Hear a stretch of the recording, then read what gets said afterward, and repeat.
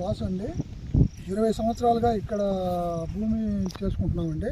Transformer ఇద్దరి connection ఉందండి. నాకు ఆర్బీసీ జగన్కి ఇద్దరి కనెక్షన్ ఉందండి. నేను 10 hours వాడుతున్నాను, వాళ్ళు 5 hours వాడుతున్నారు. ఏదైనా ప్రాబ్లం వచ్చినప్పుడు ఇద్దరు కలిపి రిపేర్ చేసుకుంటున్నాం, వాడుకుంటున్నామండి. సంవత్సరం క్రితం ఇది హెవీ లోడ్ చేసుకోవాలి, ట్రాన్స్ఫార్మర్ ప్రాబ్లం వస్తుందంటే గవర్నమెంట్కి పోయి ఆఫీస్కి పోయి హెవీ లోడ్ కట్టానండి. హెవీ లోడ్ కట్టిన తర్వాత మళ్ళీ 25 hours వరకు అప్లై చేశాను, వాళ్ళు ఇస్తామన్నారు. ఇప్పుడు అట్లా జరుగుతుంది. ఏఈ గారిని పోయి నేను అడుగుతూనే ఉంటాను ట్రాన్స్ఫార్మర్ గురించి, ఇస్తాం అంటున్నారు. ఇప్పుడు ఒక 3 రోజులుగా బాగా టార్చర్ పెడుతున్నాడు శివారెడ్డి అనే వ్యక్తి నన్ను.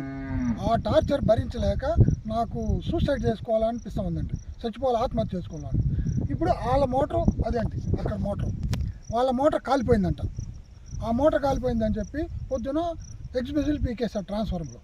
ఏమైనా అడిగితే నా మోటార్ కాలిపోయింది, నేను పీకేశాను, నీకు దిక్కున్న కాడ చెప్పుకో, నేను అది చేస్తాను ఇది చేస్తాను, నాకు పొలిటికల్ ఇన్ఫ్లుయెన్స్ ఉంది, నేను ఏమైనా చేస్తాను, నీకు దిక్కు ఎవడున్నాడు అని నానా వల్గర్ లాంగ్వేజ్ మాట్లాడాను. నేను పోయి ఏఈకి చెప్పానండి, కరెంట్ ఏఈకి చెప్తే ఏఈ గారు హెల్పర్ని పంపించాడు మళ్ళీ కనెక్షన్ ఇవ్వమని. హెల్పర్ని కూడా కనెక్షన్ ఇవ్వకుండా వాళ్ళని రిటర్న్ పంపించేశాడు. తర్వాత నేను ఏఈ దగ్గరికి పోయి మళ్ళీ చెప్పుకున్నా, ఏఈ నేను మధ్యాహ్నం వచ్చి సాల్వ్ చేస్తాను పరిష్కారము, మీరు ఇంటికి పోండి అని చెప్పాడు. ఇప్పుడు మాకు మాకు ఆత్మహత్య గతింది. ఆయన ఆవులు తాగడానికి నీళ్లు కూడా లేవు సార్. మాకు అతను టార్చర్ భరించలేక మేము ఆత్మహత్య చేసుకోవాలని నిర్ణయించుకున్నాము. చాలా ప్రాబ్లం క్రియేట్ చేస్తున్నాడండి అతను భూమి కూడా సొంతం కాదు, ఒకటి అతను భూమి కూడా సొంతం కాదండి. ఇది వచ్చి అతను ఓవర్లోడ్ కట్టిండేది 6,500. ఇంకోటి వచ్చి ట్రాన్స్ఫార్మర్ శాంక్షన్ చేసినట్టుగా కరెంట్ ఆఫీస్ వాళ్ళు మాకు ఇచ్చిండే బిల్లులు. ఆ పైపెచ్చు అతను ఇవన్నీ చెప్తున్నా కానీ వినకుండా, మీకు చేతనైంది మీరు చేసుకోండి, నేను పీకేదే, మీ నా ఏ దిక్కులు ఉన్నారో చూసుకోండి. ఈ భూమి కూడా అతను పైపెచ్చు అతను గుత్తకు చేసుకునే వ్యక్తి, సొంతగాడు కూడా కాదు సార్. అతను గుత్తకు చేసుకునే వ్యక్తి, సొంతగాడు ఎక్కడో ఉండదు. ఆర్బీసీ వాళ్ళ దగ్గర ఇతను లీజుకి తీసుకున్న వ్యక్తి మమ్మల్ని దబాయించి బెదిరించి నానా హింసలు పెట్టి మమ్మల్ని సాధిస్తూ ఉన్నారు. లేటెస్ట్ గా ఆదివారం నాడు నాకు ఎలాంటి సంబంధం లేదు, మీరు ఏదన్నా ఉంటే ఆర్బీసీ వాళ్ళతో మాట్లాడుకోండి, నాకేం సంబంధం లేదని తెగేసి చెప్పాడండి. మళ్ళీ ఇప్పుడు వచ్చి ట్రాన్స్ఫార్మర్లో ఫీజులు పీకేసి నా మోటార్ కాలిపోయింది, నా మోటార్కు నష్టపరిహారం కల్పిస్తే మీకు ఎక్స్పీజీ లేపిస్తానని చెప్పి మమ్మల్ని దబాయించి మాట్లాడుతున్నారు.